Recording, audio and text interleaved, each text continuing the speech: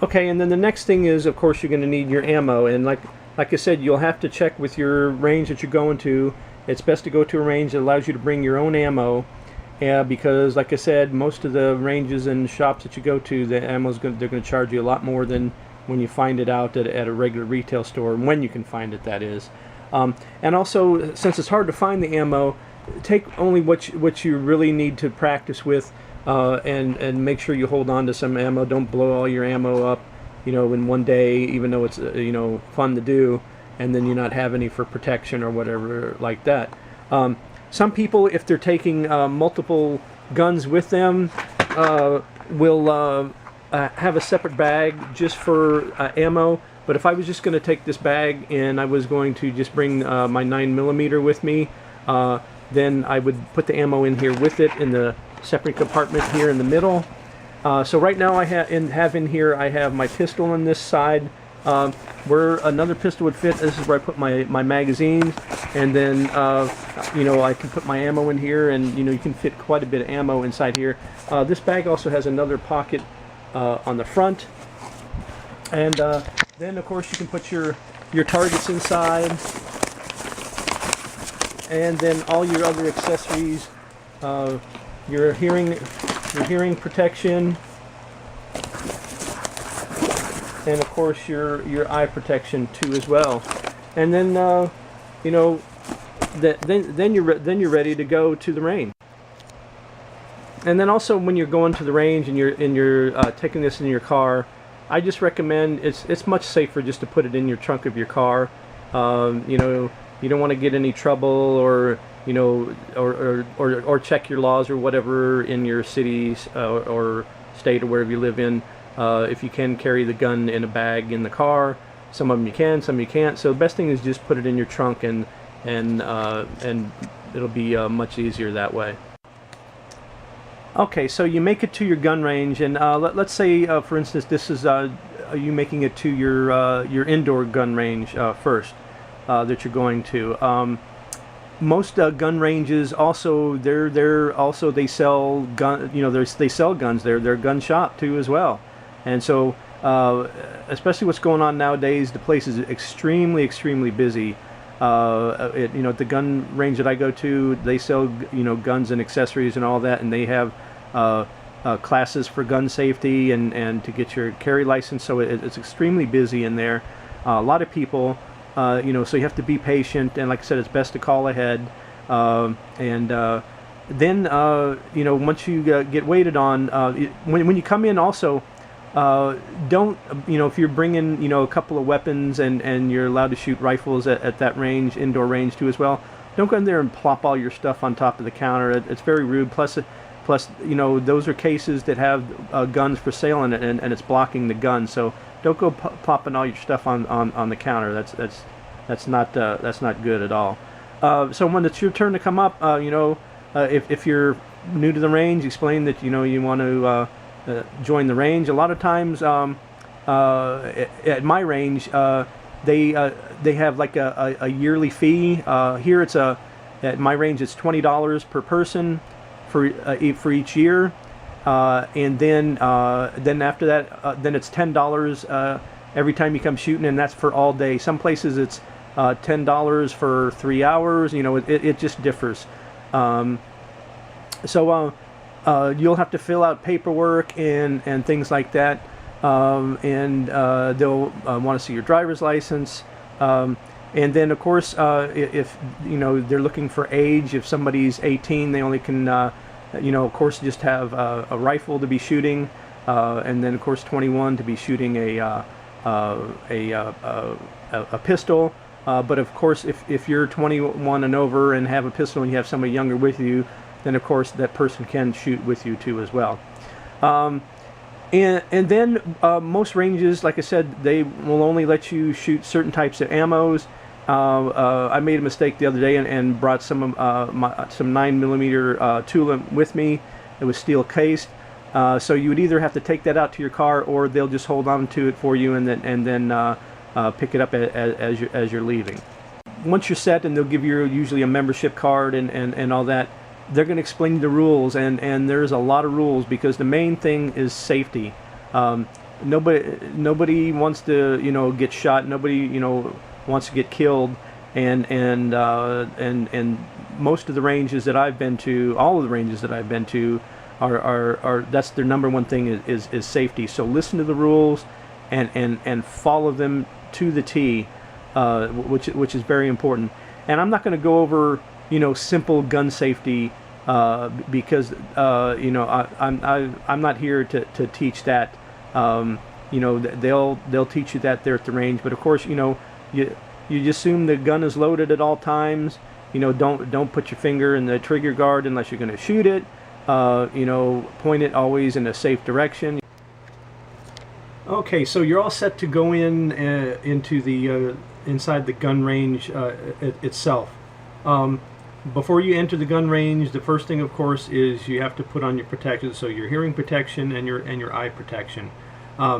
Most places, most gun ranges, indoor gun ranges, there's two sets of doors. There's one to go in, and it's like a buffer area, like a vestibule, and then you walk into a second door, and then you're into the range itself. As you can see here, this picture here, the guy here in front of us, he's got his safety glasses on, and he's got some ear protection, the smaller ones that some ranges will allow, some won't. And you can see the people that are shooting there, they have their hearing protection on too as well. You can see somebody sitting here, right here in the background. Most ranges will have a place behind where you can, people that are, with you, that is not, you're shooting, and then the person that's with you in that lane is sitting behind them. There's also usually, sometimes there's tables or small shelves that you can set things on. Most places don't allow drinks in there. Some of them will, but most of them won't. But here's the thing: when you first get there, don't set your guns on the tables that are in the background and walk them over, because it's not safe. Automatically, if you have rifle cases, or if you have your range bag, go and set it on the table on the shelf right up here front, and unload the pistol or weapons facing towards the gun range, so there's no transfer of weapons from the back part. Never transfer a weapon back and forth. It's not safe. And I will tell you a story that last year when I was at my gun range, here come these four guys, kind of looking like gangbangers, and they check age, so they were at least 21, because one of them had to be at least 21 because they had pistols, and they were doing what the no-no. They were in the back, transferring the guns back and forth. They were loading their guns back here in the back. You should always be loading up here in front. Now you can load your magazines, but what they were doing is they were carrying the pistols back and forth, and putting the magazines in as their friends were loading it, and then walking them back. And that got them kicked out of the range. One of the range guys, officers, came in. They watch on, not only do they watch the window, but also they watch on closed circuit camera at my range. He came in, didn't give them a warning at all. He took the guns out of their hands, unloaded them, and asked them to leave. So it's very important that you do follow the rules.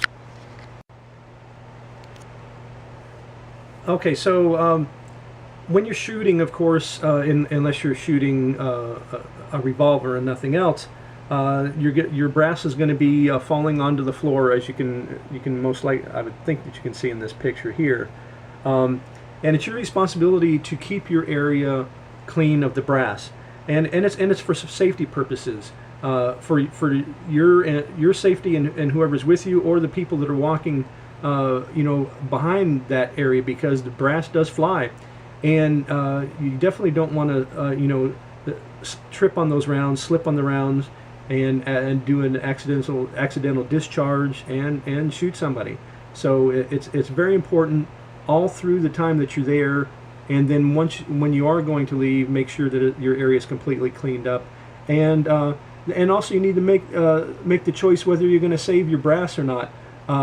If you do reload, of course, save the brass, but also people who still don't reload will keep it, and then sell it to somebody, because that brass is worth some money so it can be reloaded. And then also, if you're not going to keep any of the brass, there will be separated, usually bins or like trash bucket bales or something like that, that will tell you to put your brass in there. If you're shooting a shotgun, then it'll tell you to put shotgun shells in that particular one. They'll have a separate one for your empty shell boxes, and for your targets, if you're not going to keep your targets too as well. Also, I'd like to talk about, now this is somebody of course at an outdoor range, but I also talked about this in my video about the do's and don'ts of going at a gun show. I don't recommend bringing youngsters to the gun range.